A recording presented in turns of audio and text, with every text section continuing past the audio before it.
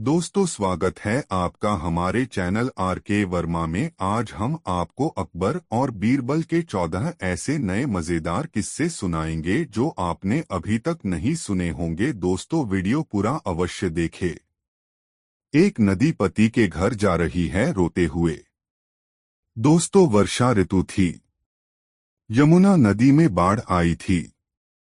लहरें किनारे पर आकर टकरा रही थीं, जिससे अजीब सी छप छप की आवाज होती थी।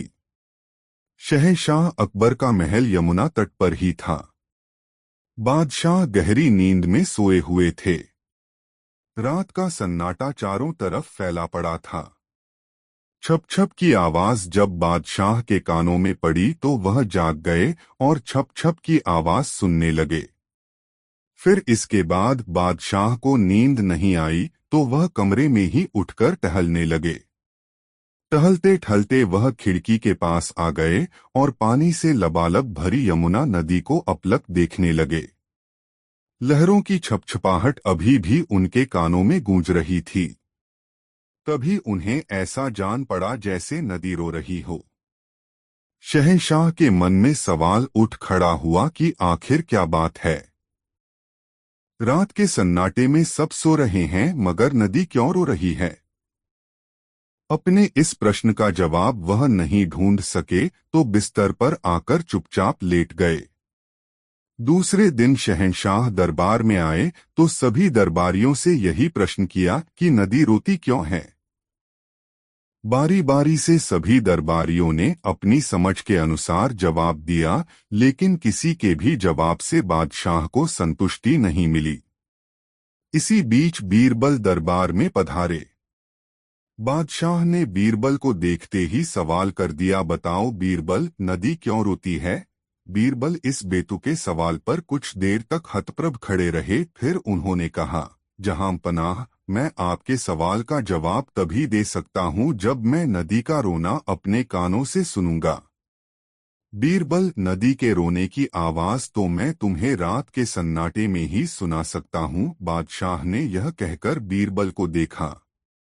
बीरबल रात होने पर शहंशाह के महल में पहुंचे। बादशाह उन्हें अपने महल की खिड़की के पास ले गए और वह छप छप की आवाज उन्हें सुनाई और इसका कारण पूछा। बीरबल अगले पल ही यह समझ गए कि यह तो पानी के बहने की आवाज है और बादशाह ने इसे ही नदी का रोना मान लिया है।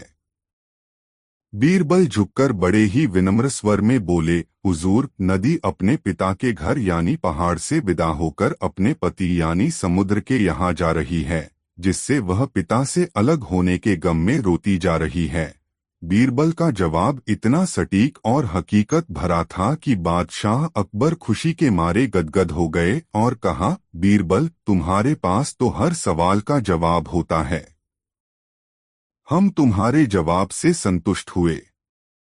दो विश्वासघाती काजी की नई जेदार कहनी। दोस्तों, फातिमा बीबी नाम की एक विधवा महिला ने अपने बाकी दिन गुजारने के विचार से मक्का मदीना जाने का निर्णय लिया। उसकी कोई संतान नहीं थी। हज पर जाने से पहले फातिमा बीबी ने अपने सारे गहने बेचकर सोने की मोहरें ले लीं। अपने खर्च के लिए कुछ मोहरें बाहर रखकर बाकी 800 मोहरें एक थैली में बंद कर उसके मुंह पर लाख की मोहर लगा दी। फिर वह अपने घर के ही पास में रहने वाले काजी के घर उस थैली को लेकर पहुंच गई। वह काजी अपनी ईमानदारी और रहमदिली के लिए ही मशहूर था। फातिमा बीबी को अपने घर पर देखकर काजी बहुत खुश हुआ और उनसे पूछा, कहिए, मैं आपकी क्या सेवा कर सकता हूँ। फातिमा बीबी बोली, काजी साहब, आप जैसा ईमानदार, शरीफ और सत्यवादी इस पूरे शहर में कोई नहीं है। मैं चाहती हूँ कि मेरी यह थैली आप रख लें ताकि मैं निश्चित होकर हज करने के लिए मक्का मदीना जा सकूं। इस थैली में 800 स्वर्ण मोहरें हैं। अल्लाह के करम से यदि मैं सही सलामत वापस आ गई तो मैं आपसे आकर इनको ले लूंगी, और यदि मैं अल्लाह को प्यारी हो गई तो इस थैली के मालिक आप होंगे। फिर आपका जो मन करे इनका कर लेना। फातिमा बीबी के इतना कहने पर काजी बोला, बीबी साहिबा, आपका जो मन करे मेरे यहाँ निश्चित होकर रख सकती हैं। आपके लौटने तक मैं आपकी अमानत जान पर खेल कर भी सुरक्षित रखूंगा। आप आराम से हज करने के लिए जाइए। काजी ने फातिमा बीबी को दिलासा देते हुए कहा तो वह मन ही मन काफी प्रसन्न हो गई। फातिमा बीबी भी कोई साधारण महिला नहीं थीं। थैली की प्रत्येक मोहर पर उसने एक छोटा सा निशान बना दिया था, जो बहुत ध्यान से देखने पर ही नजर आ सकता था। फातिमा बीबी को जब मक्का मदीना गए 5 वर्ष हो गए तो काजी को यही लगा कि वह अब लौटकर नहीं आने वाली। वह निश्चित रूप से ही अल्लाह को प्यारी हो गई होगी। ऐसा सोचते ही काजी के मन में पाप जाग गया। उसकी नीयत खराब हो गई। उसने मन ही मन यह फैसला कर लिया कि वह 800 मोहरें अब किसी को भी नहीं देगा। फातिमा बीबी अगर आ भी गई तो उनको भी नहीं। एक रोज फातिमा बीबी अचानक ही मक्का मदीना से लौट आई और वह सीधे काजी के पास अपनी थैली मांगने के लिए चली गई। काजी ने उन्हें थैली इसे वापस दे दिया। घर पहुंचकर फातिमा बीबी ने थैली का मुंह खोला तो आश्चर्य से उनकी आंखें फटी की फटी रह गई। थैली में सोने की मोहरों की जगह उतनी ही संख्या में पैसे और रांगे के टुकड़े थे। फातिमा बीबी का चेहरा बुझ गया। वह खुली थैली को लेकर काजी के घर पहुंची और कहा, इसमें तो सोने की मोहरें नहीं हैं। काजी तेवर बदलते हुए बोला, एक तो नेकी करो ऊपर से बदनामी भी। देखो बीबी साहिबा, मैंने तो केवल थैली रखी थी, उसमें सोने की मोहरें हैं या रांगे की यह तो मैंने देखा भी नहीं था। तुम जैसी थैली दे गई थीं, वैसी ही मैंने रख ली थी। जैसी मोहर लगी थैली तुमने दी थी, वैसी ही मोहर लगी थैली मैंने लौटाई भी है। देखिए, आप मुझे बदनाम न करें। काजी की बातें सुनकर फातिमा बीबी को चक्कर से आ गए। वह गिड़गिड़ाते हुए बोली, काजी साहब मुझ पर रहम करो। मैं एक निःसंतान बूढ़ी विधवा हूँ। मेरे आगे पीछे मुझे देखने वाला कोई नहीं है। मुझ बेसहारा औरत पर रहम करो। वे मोहरें ही मेरे बुढ़ापे का सहारा हैं। आप सारी मोहरें नहीं देना चाहते हैं तो आधी ही दे दीजिए। मैं तो आपको शहर का सबसे अधिक ईमानदार और रहमदिल इंसान समझकर अपनी थैली सौंप गई थी। आपने तो मुझ बेसहारा वृद्धा के साथ ऐसा विश्वासघात किया कि मैं कहीं की भी न रही। काजी काफी नाराज हो गया और आगे बढ़ते हुए धमकी भरे स्वर में बोला, देखो बीबी, तुम यहाँ से चुपचाप इज्जत के साथ चली जाओ, नहीं तो धक्के मारकर बाहर कर दूंगा।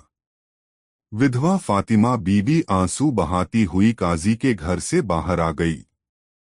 अब उनकी समझ में नहीं आ रहा था कि वह क्या करें, क्या न करें, कहाँ जाएं और कहाँ न जाएं। फिर अचानक ही उनकी आंखों के सामने अकबर बादशाह का दरबार नाच गया। वह बदहवासी सीधे बादशाह अकबर के दरबार की ओर बढ़ गई। दरबार में डरी समी वह दाखिल हुई और अपनी सारी आपबीती कह सुनाई। दोस्तों, वीडियो को एक लाइक जरूर कर दे। बादशाह ने काजी को दरबार में बुलवाया और उससे पूछा, इस वृद्धा औरत की थैली के विषय में तुम्हें मालूम है? काजी हाथ जोड़कर कांपते स्वर में बोला, जहां पनाह, कोई 5 वर्ष पहले यह बुढ़िया मेरे यहाँ एक थैली छोड़ गई थी। जब यह वापस आई तो मैंने सहर्ष इसकी मोहर लगी थैली इसे वापस दे दी। हुजूर, मुझे नहीं मालूम उस थैली में सोने की मोहरें थीं या रांगे के टुकड़े। काजी ने बड़ी सफाई से जहां पनाह के सामने झूठ बोला। लेकिन शहंशाह अकबर को काजी की बातों पर विश्वास नहीं हुआ। बादशाह ने काजी को घर जाने को कहा और फातिमा बीबी से कहा, तुम शाही दरबार में हो, तुम्हें चिंता करने की आवश्यकता नहीं है। तुम्हें पूरा न्याय मिलेगा। तुम्हारी मोहरें कुछ दिनों में ही तुम्हें मिल जाएंगी। शहंशाह ने यह हुक्म देकर बीरबल को यह विवाद सौंप दिया। यह विवाद बीरबल के हाथ में आते ही उन्होंने फातिमा बीबी से थैली ले ली और उस थैली को अपने घर ले गए। बीरबल ने वैसी ही कुछ थैलियां मंगवाकर उनमें कुछन कुछ भरकर लाख की मोहरें लगवा दी। फिर उनमें सुराख कर दिए। तत्पश्चात शहर के सभी रफूगरों को एक एक थैली दी और उनसे शैलियों के छेदों को रफ करवाया। बीरबल ने सभी थैलियों को बड़ी बारीकी से देखा। एक थैली पर उनकी निगाह अटक गई। इसे बारीकी से देखने पर भी छेद का पता नहीं चल रहा था। बीरबल ने कहा, इस थैली का रफू किस रफूगर ने किया है? एक रफूगर चलकर बीरबल के पास आया और बोला, हुजूर, क्या बात है, मैंने रफू किया है। बीरबल उस रफूगर को लेकर एकांत में गए और डराते धमकाते हुए उससे पूछा, बताओ, काजी की थैली रफू किसने की थी? तुमने की थी न?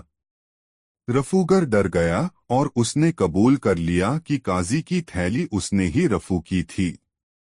बीरबल ने उससे पूछा, सच सच बोलना, तुमने यह थैली कब रफू की थी? बीरबल ने तल्ख स्वर में पूछा तो रफूगर कांपते स्वर में बोला, हुजूर, कोई 2 साल हुए होंगे, एक काजी ने मुझसे यह थैली रफू करवाई थी।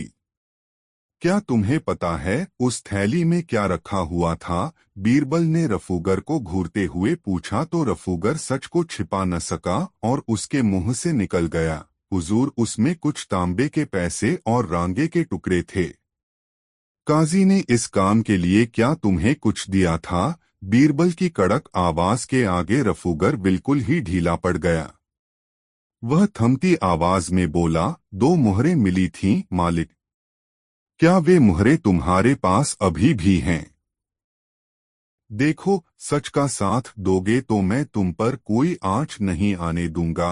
बीरबल के यह कहते ही रफूगर बड़ी मुश्किल से बोला, हुजूर, झूठ नहीं बोलूंगा। एक मुहर तो खर्च हो गई है।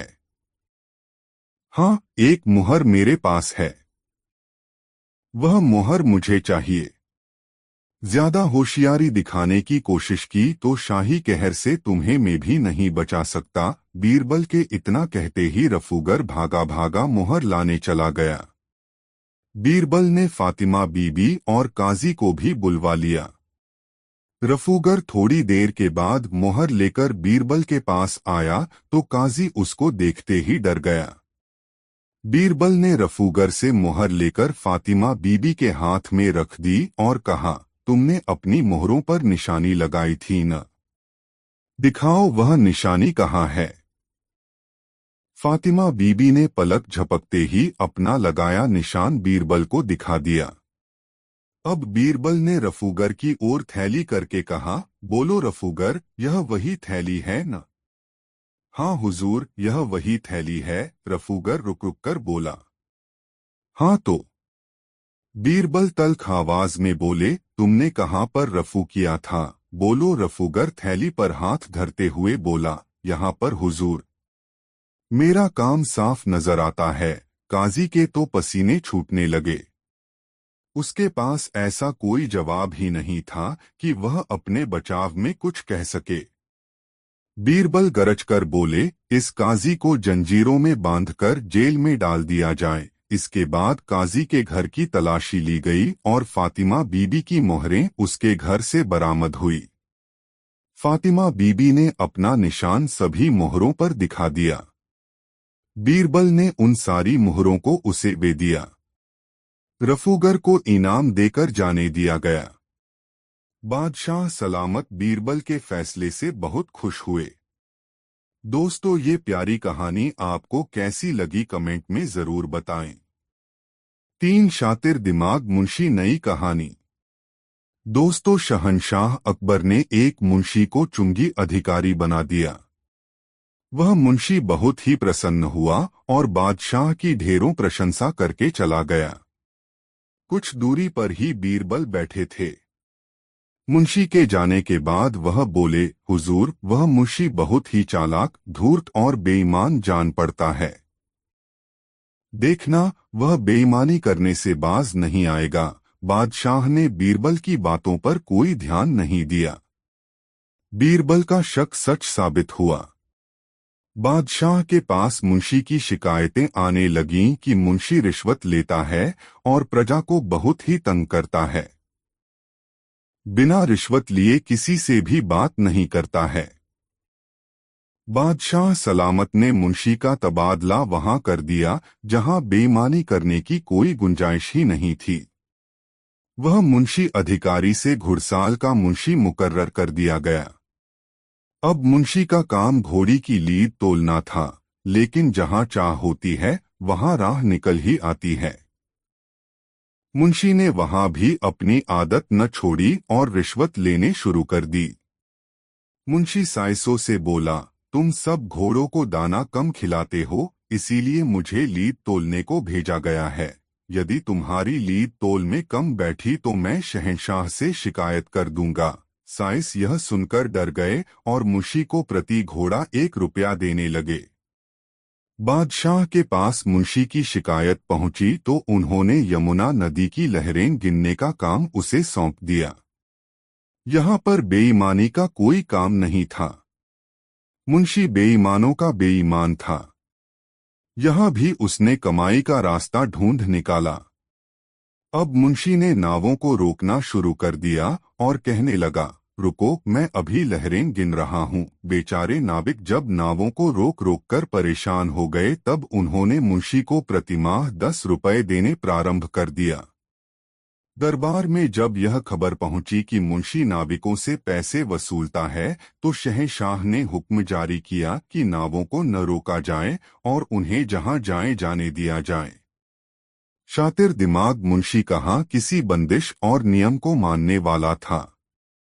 यहाँ भी उसने अपनी बुद्धि का इस्तेमाल कर एक तख्ती को तट पर यह लिखकर लगा दिया, रोको मत जाने दो। यह द्व्यर्थी वाक्य शहंशाह के हुक्म का भी पालन कर रहा था और मुंशी को भी रिश्वत दिलवा रहा था।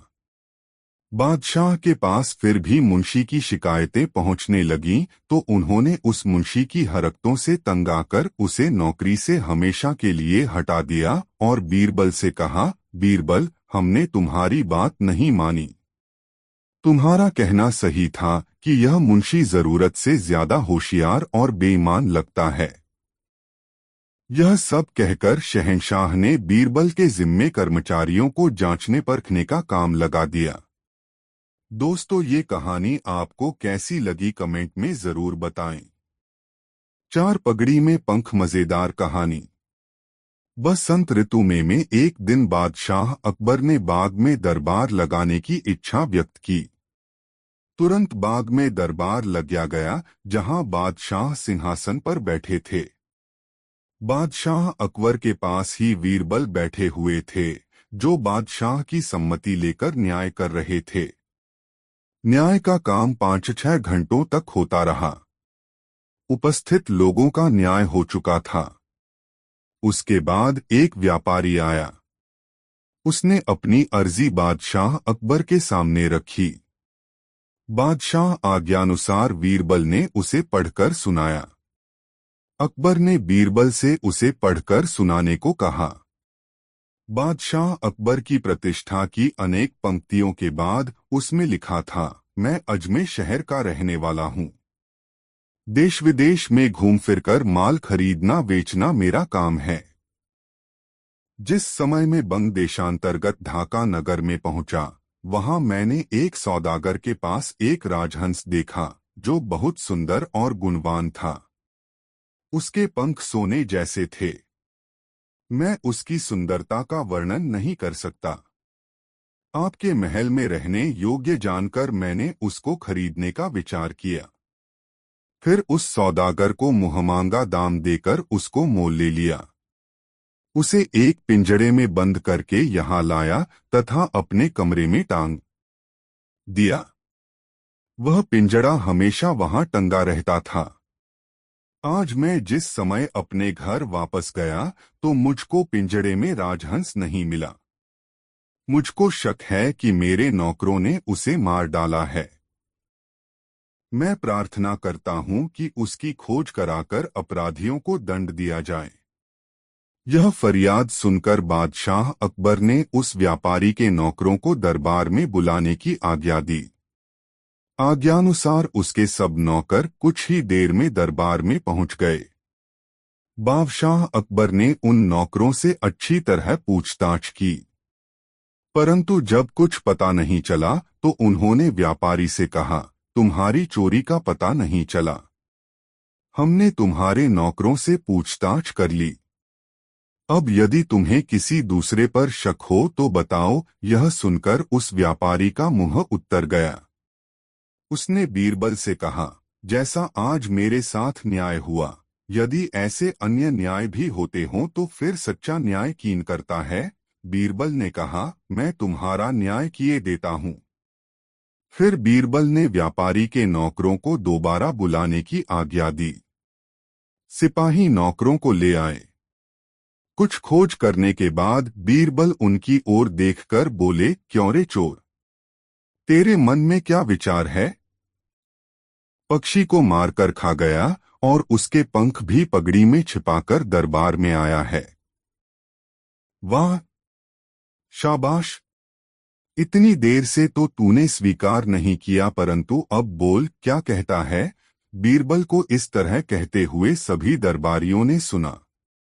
सौदागर के नौकरों में राजहंस को चुगने वाला भी था।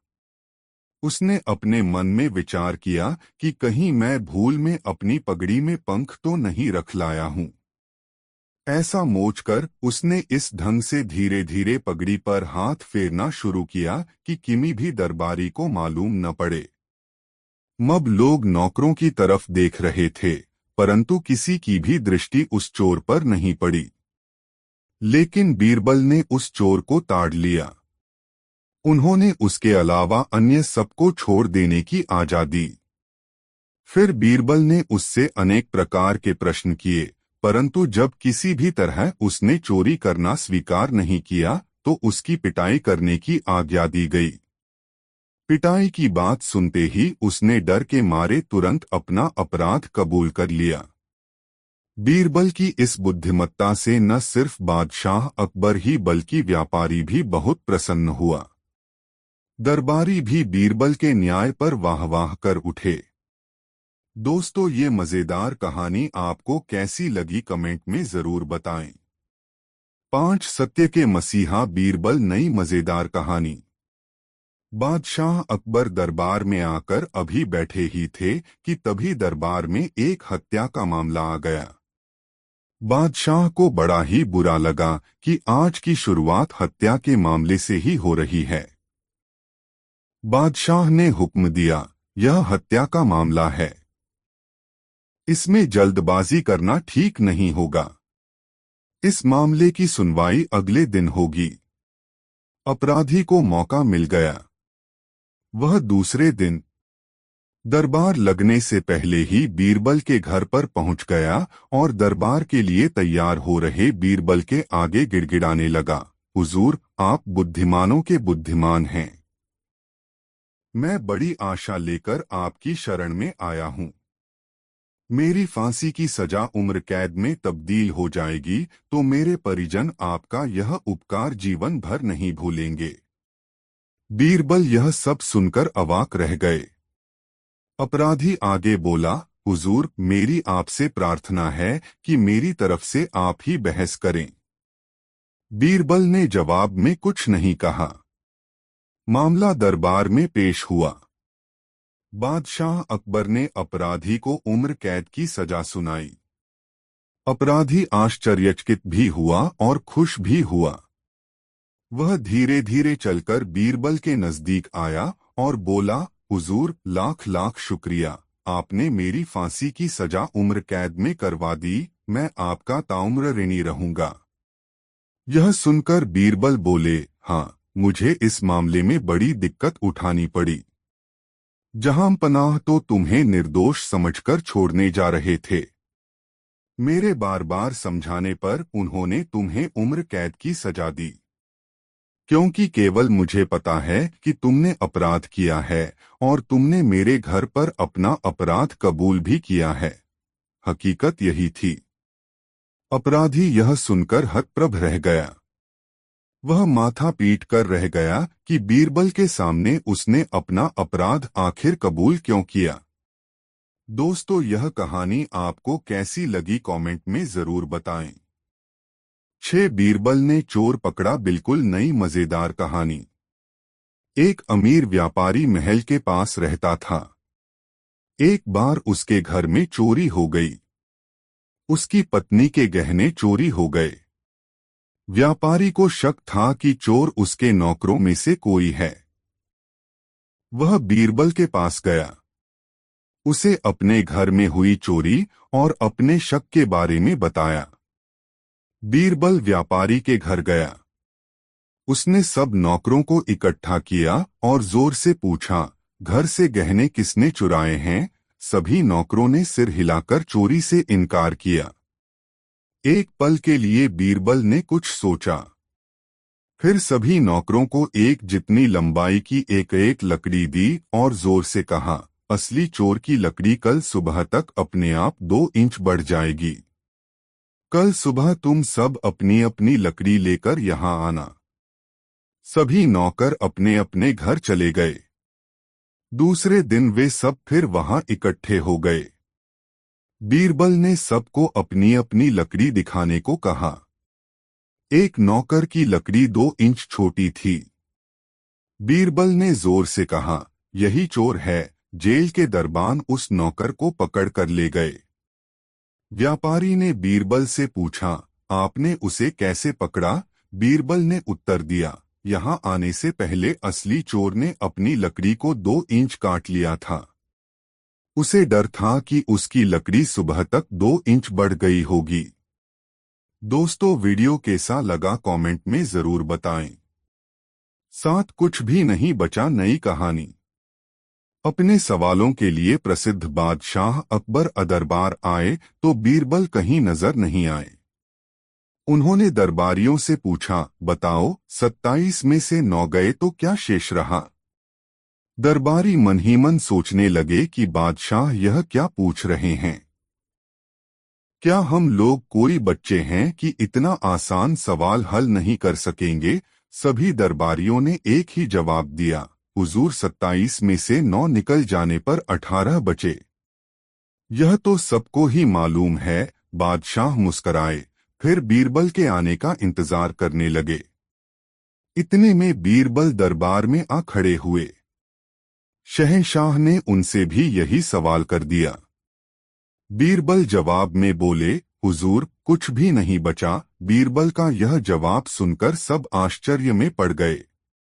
उनके जवाब से कोई भी संतुष्ट नहीं दिखा तो बीरबल आगे बोले, इसमें हैरान होने की कोई बात नहीं है। 27 नक्षत्र साल भर में होते हैं। इनमें से 9 नक्षत्र जो हैं वे वर्षा ऋतु में होते हैं। यदि इन नक्षत्रों को निकाल दिया जाए तो जो बचे उनसे तो इस संसार का कोई भला नहीं होने वाला। इसीलिए मैंने कहा कि 27 में से 9 के चले जाने पर कुछ भी नहीं बचा। शहंशाह अकबर बीरबल का जवाब सुनकर अत्यंत ही प्रसन्न हुए और इसके लिए उन्हें इनाम भी दिया। दोस्तों, वीडियो को एक लाइक जरूर कर दे। 8 कितने दिन जीना नई मजेदार कहानी। बीरबल अकबर बादशाह की हर समस्या के जवाब थे। बादशाह आए दिन उनकी बुद्धि की परीक्षा लेते ही रहते थे ताकि बीरबल अपनी बुद्धि और समझ में अधिक से अधिक विकास कर सकें। बादशाह ने एक दिन एक साधु को बीरबल के पास उनके बुद्धि बल की परीक्षा लेने के लिए भेजा। अकबर बादशाह भी वेश बदलकर पास में ही एक जगह छुप गए। साधु से बीरबल के नजदीक आकर कहा, वत्स तुम बीरबल हो न? भगवान ने सपने में मुझसे कहा है कि मैं अपने जीवन भर के लिए धन तुमसे ले लूं। बीरबल साधु के ऐसा कहने पर आश्चर्य में पड़ गए और अगले ही पल समझ गए कि यह कोई ढोंगी साधु है जो मुझे ठगना चाहता है। बीरबल बोले, अच्छी बात है भगवन, मैं आज रात भगवान से सपने में यह पूछ लेता हूँ कि अब आपने और कितने दिन जीना है, तभी तो मैं तुम्हें उचित धन दे सकूंगा। साधु बीरबल का चतुरतापूर्ण जवाब सुनकर दंग रह गया। उसके पास अब कहने के लिए कुछ बचा ही नहीं था। पास में ही छुपे अकबर बादशाह भी बीरबल का जवाब सुन चुके थे। वह हंसते हुए बीरबल के नजदीक आ गए। बीरबल समझ गए कि यह सब बादशाह सलामत का ही किया धरा था। बादशाह अकबर बीरबल की पीठ पर हाथ रखते हुए कहने लगे, बीरबल, तुम्हारी समझ और बुद्धि का कोई जवाब नहीं। चलो अब हम दरबार में चलते हैं। बीरबल अकबर के साथ दरबार की ओर चल दिए। दोस्तों, आपने यह वीडियो यह तक देखा है, कमेंट में अवश्य बताएं ये 8 कहानी आपको कैसी लगी और वीडियो को एक छोटा सा लाइक जरूर कर दे। 9 बुजुर्गों से मिला ज्ञान, बहुत ही मजेदार कहानी। बादशाह अकबर के मन में हमेशा कोई न कोई सवाल उठता ही रहता था। एक दिन बादशाह सलामत ने बीरबल से कहा, बीरबल, दरबार में एक ऐसे आदमी को ढूंढ कर ले आओ जो बहुत ही बुद्धिमान हो। बीरबल कुछ देर शांत रहे, फिर बोले, जहां पनाह, मैं जल्दी ही ऐसा आदमी ढूंढकर दरबार में ले आऊंगा, लेकिन इसके लिए समय और धन की आवश्यकता पड़ेगी। बादशाह अकबर बोले, बीरबल, सोने की 300 मोहरें और 1 हफ्ते का समय हम तुम्हें देते हैं। धन और 1 हफ्ते का अवकाश लेकर बीरबल अपने घर चले गए। सारा धन उन्होंने दीन दुखियों में बांट दिया। सप्ताह के अंतिम दिन बीरबल ने एक चरवाहे को पकड़ा और उसे स्नान करवाकर अच्छे कपड़े पहनाए तथा सोने की 100 मोहरें उसे देकर दरबार में ले आए। रास्ते में ही चरवाहे को बता दिया कि उसे बादशाह सलामत के सामने कैसा व्यवहार करना है। बादशाह अकबर के दरबार में पधारते ही बीरबल ने कहा, जहां पनाह, मैं बुद्धिमानों का बुद्धिमान व्यक्ति ढूंढकर लाया हूं। शहंशाह ने चरवाहे को देखते हुए पूछा, तुम्हारे माता पिता तुम्हें क्या कहकर बुलाते हैं? तुम कहाँ के रहने वाले हो? तुम कौन सी खास बात जानते हो? एक साथ इतने सवाल बादशाह अकबर ने कर दिए, लेकिन चरवाहे ने किसी भी सवाल का जवाब नहीं दिया, क्योंकि बीरबल ने उसे पहले से ही चुप रहने के लिए कहा था। बादशाह ने शिकायत भरे लहजे में बीरबल से कहा, बीरबल, यह कहीं गंगा और बहरा तो नहीं है? इसने तो हमारे किसी भी सवाल का जवाब नहीं दिया। भला यह बुद्धिमानों का बुद्धिमान कैसे हो सकता है? बीरबल ने शीश नवाकर कहा, हुजूर, यह इसकी बुद्धिमानी है। इसने अपने बड़े बूढ़ों से सीख रखा है कि राजा और स्वयं से अधिक समझदार व्यक्ति के सामने चुप रहने में ही भलाई है। यह उनसे मिले ज्ञान का अनुसरण कर रहा है। बादशाह अकबर बीरबल के इस तर्क के आगे अब क्या बोलते। वे मुस्कुराकर ही रह गए और चरवाहे को इनाम देकर सम्मान के साथ दरबार से विदा किया। दोस्तों, वीडियो को एक लाइक जरूर कर दे। 10 सब सयानों का एक मत। एक दिन बादशाह ने बीरबल से पूछा, क्यों बीरबल, संसार के मनुष्यों की बुद्धि एक समान होती है व उसमें कुछ अंतर भी होता है? बीरबल ने जवाब दिया, पृथ्वीनाथ, क्या आपने इस कहावत को नहीं सुना है, सब सयानों का एक मत, यानी और सब बातों में तो लोगों की बुद्धि में विभेद पाया जाता है, परंतु स्वार्थ सिद्धि में सच की मति एक समान ही देख पड़ती है। बादशाह बोला, भला यह कैसे हो सकता है कि बुद्धि तो जुदी जुदी हो और विचार सबका एक हो? बीरबल ने कहा, पृथ्वीनाथ, हाथ कंगन को आरसी क्या? यदि आपको प्रमाण की आवश्यकता हो तो मैं कल ही सिद्ध करके दिखला देने को तैयार हूँ। बादशाह ने कहा, बहुत बेहतर। दूसरे दिन प्रातःकाल बीरबल ने बादशाह की अनुमति प्राप्त कर सरकारी बगीचे का एक बड़ा हौज जो पानी से लबालब भरा था रिक्त करवा दिया और सारे नगर में ढिढोरा पिटवा दिया कि सब लोग अपने अपने घरों से एक एक घड़ा दूध लाकर हौस को भरें। फिर हौस के ऊपर एक सफेद चादर बिछवाकर उसे भलीभांति ढक दिया। ऐसी तरकीब कर बादशाह को देखने के लिए बुलवा भेजा। समय रात्रि का था। लोगों ने विचार किया कि जब हौज में इतना घड़ा दूध पड़ेगा तो भला उसमें एकाध घड़ा जल छोड़ देने से खराबी क्या खराबी होगी। इसी विचार से प्रत्येक घरों से दूध की जगह पानी ही डाला गया। अंधेरी रात में किसी को भी न सूझा कि हौज में सभी लोग पानी ही छोड़ रहे हैं।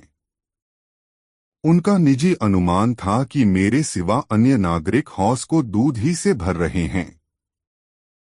यदि किसी ने साहस कर देखा भी तो चादर की सफेदी के कारण दूध का भ्रम हो गया। पानी तो नीचे छिपा हुआ था। जब सवेरा हुआ तो बादशाह बीरबल के साथ हौस का दूध खने के लिए गया। बीरबल ने बागवान को हौस की चादर ठाने की आज्ञा दी।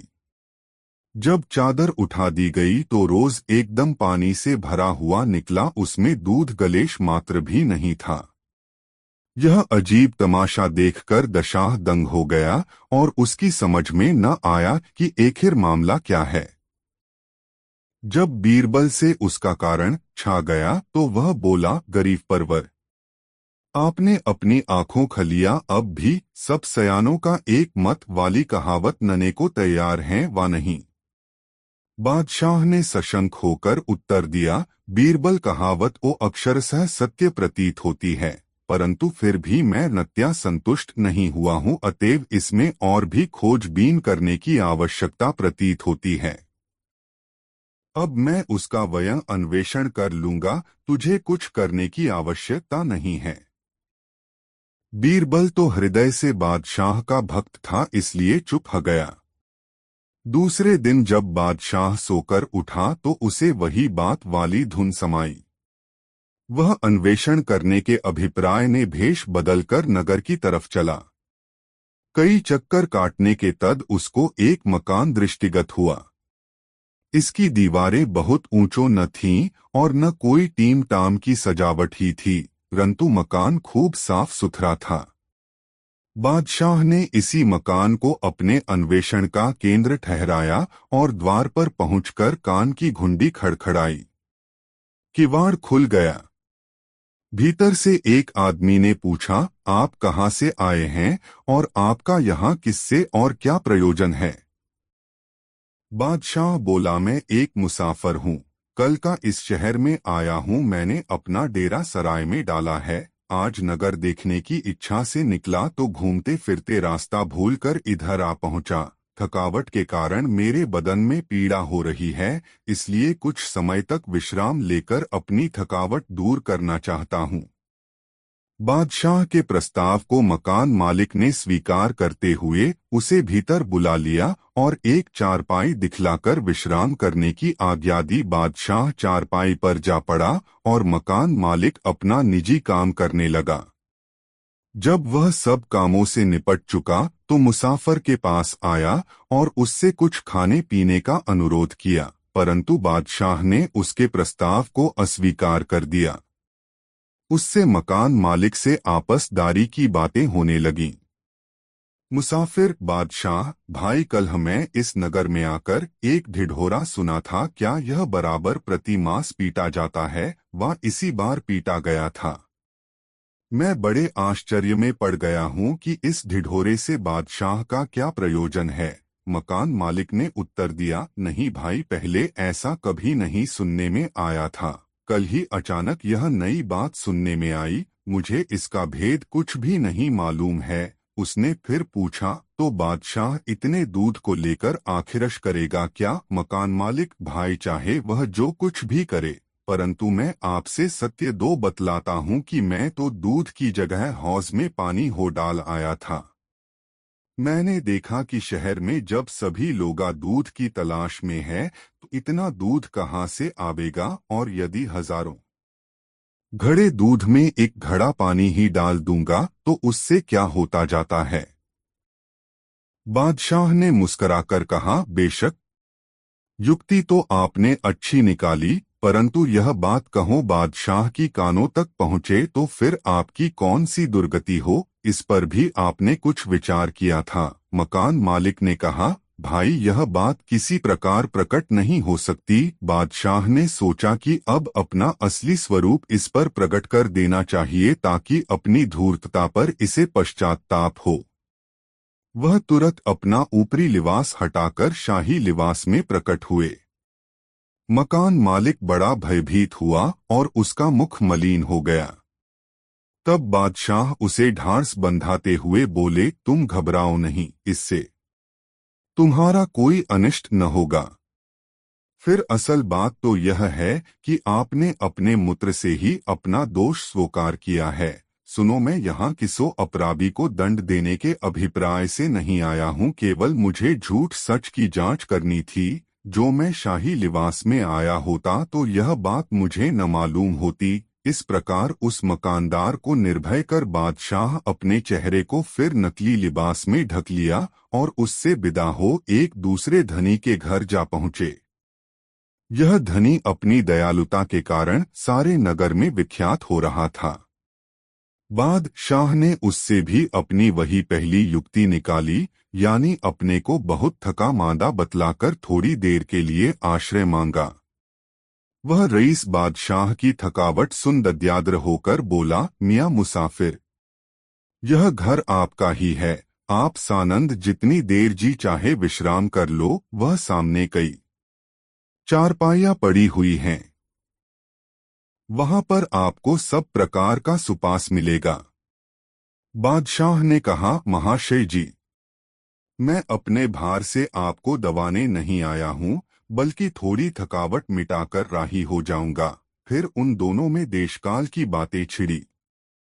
बातों दो में फंसाकर बादशाह ने फिर उससे वही बात छेड़ी।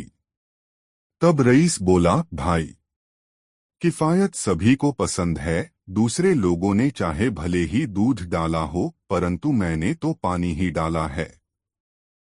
बादशाह ने कहा, परंतु इस पर आपने आगा पीछा का विचार नहीं किया, नहीं तो दूध की जगह पानी न डालते। अगर किसी प्रकार यह बात बादशाह को प्रकट हो जाएगी तो आप राजाज्ञा भंग करने के अपराधी होंगे। धनाढ़ ने कहा, सिवा मेरे और आपके दूसरा कोई भी मनुष्य इस बात को नहीं जानता।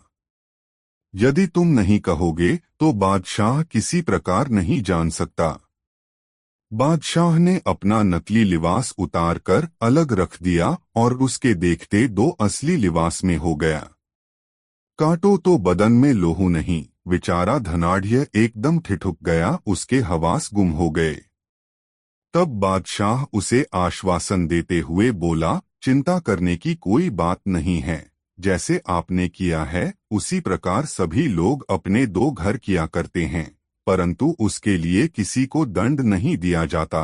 उसे धीरज दे। बादशाह शाही पोशाक बदलकर चला गया और बीरबल के पांडित्य की सतत प्रशंसा की। दोस्तों, इस वीडियो को एक लाइक जरूर कर दे। 11 शीशे में छाया चित्र। दिल्ली शहर में एक सनातनी धनवान रहा करता था। उसके कुकृत्यों से अक्सर लोगों को बड़ी तकलीफ होती थी, परंतु वह धनाढ़ किसी की एक न सुनता।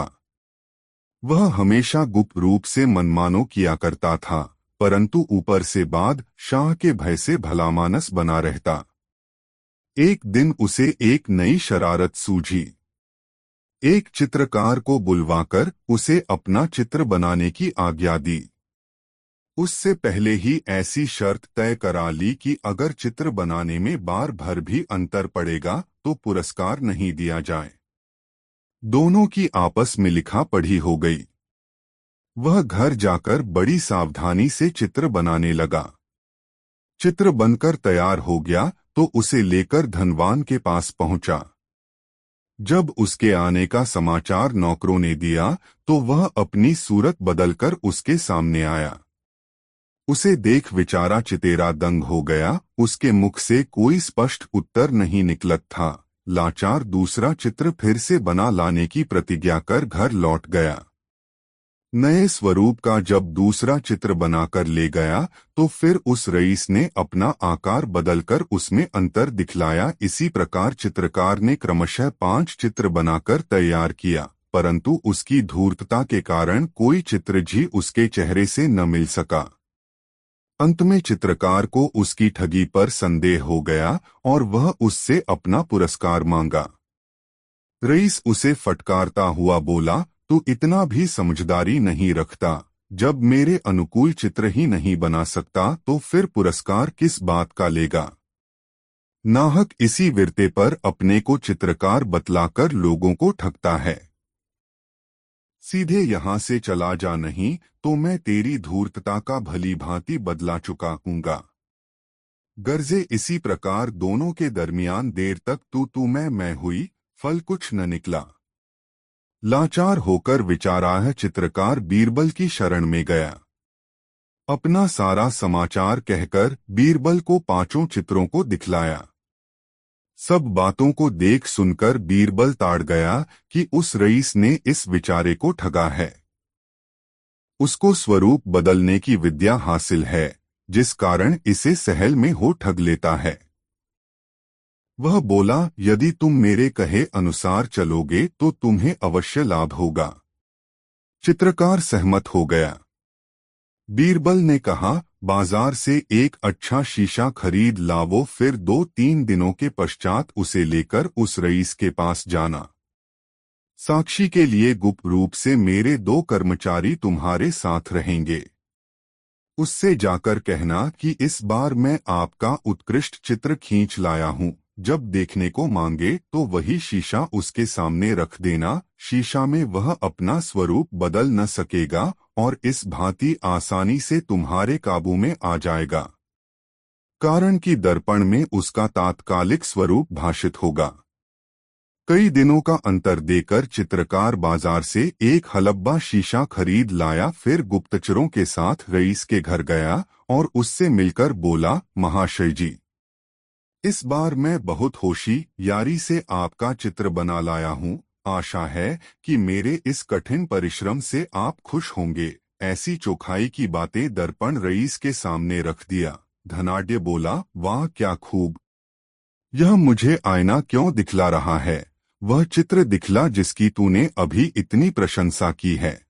चित्रकार ने उत्तर दिया, महाशय जी, यही आपका तद्रूप चित्र है। तब तो रईस के कान खड़े हो गए और वह अपनी ठगी छिपाने के लिए उससे बोला, तुझे मैंने अपना चित्र बनाने को भला कब कहा था? चित्रकार ने कहा, आप बात क्यों पलटते हैं? आपके आर्डर से मैंने बारी बारी 5 चित्र बनाकर दिखलाया, परंतु हर बार आपने नापसंद कर मुझे कोरा लौटा दिया।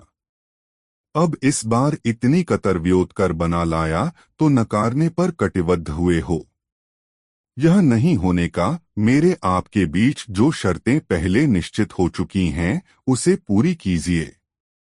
रईस ने देखा कि यह तो अच्छी बला लेकर आया है, इसे मूर्ख बनाकर ठगना चाहिए। वह एकदम नकर गया। तब बीरबल के गुप्तचर बोले, आपको बादशाह के पास चलना पड़ेगा।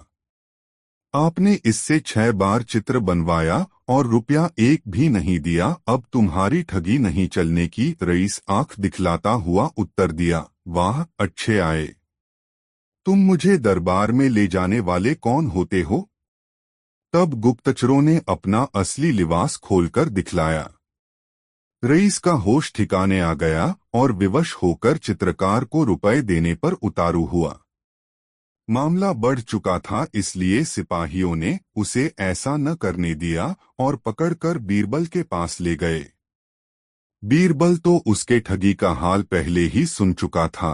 जब वह आया तो उससे बहुतेरा प्रश्न उसी संबंध का किया, परंतु वह उन प्रश्नों का एक भी उचित उत्तर न दे सका।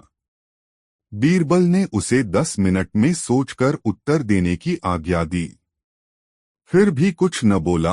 बोलता कहाँ से कहीं बालू पर भीत उठाई जा सकती है। बीरबल ने सिपाहियों को कोड़े लगाने की आज्ञा दी। वे पास ही में उपस्थित थे। हुक्म पाते ही कोड़ा लेकर आगे आए। कोड़ा देखते ही रईस का होश ठिकाने आ गया और उसने तुरंत अपना दोष स्वीकार कर लिया। बीरबल उसे कठिन दंड देकर जेल भेज दिया। दोस्तों, कहानी कैसी लगी कमेंट करके जरूर बताएं। 12 बीरबल की कुरूपता। दोस्तों, बीरबल का रंग सांवला था। एक दिन दरबार के समय लोगों में मनुष्य की सुंदरता और कुरूपता पर बहस छिड़ी।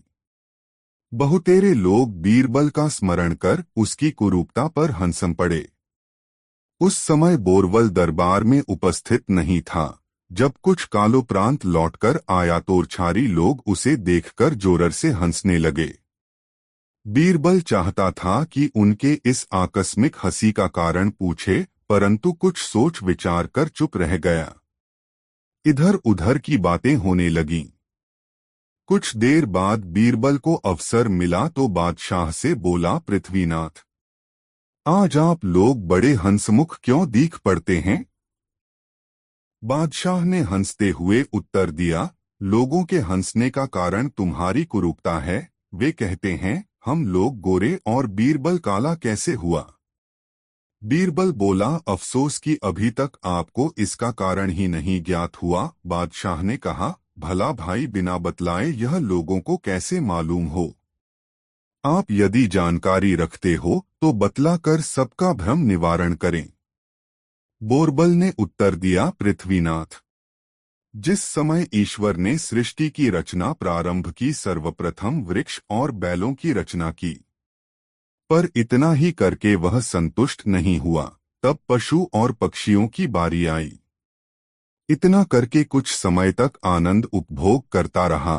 फिर उससे भी उत्तम जांचों की रचना करने का विचार कर मनुष्यों की रचना की। तब वह अति आनंदित होकर पहले उसे रूप, दूसरे धन, तीसरे बुद्धि और चौथे बल प्रदान किया। चारों चीजों को जुदी दो रखकर सब मनुष्यों को फरमाया कि इन चारों में जिसे जो पसंद हो अपनी इच्छानुसार ले लेवे। इस कार्य के लिए कुछ समय भी निर्धारित कर दिया था। मैं बुद्धि लेने में रह गया। जब दूसरों चीज लेने गया तो समय बीत चुका था, इसलिए कोरा लौटना पड़ा। मैं बुद्धि लेकर रह गया।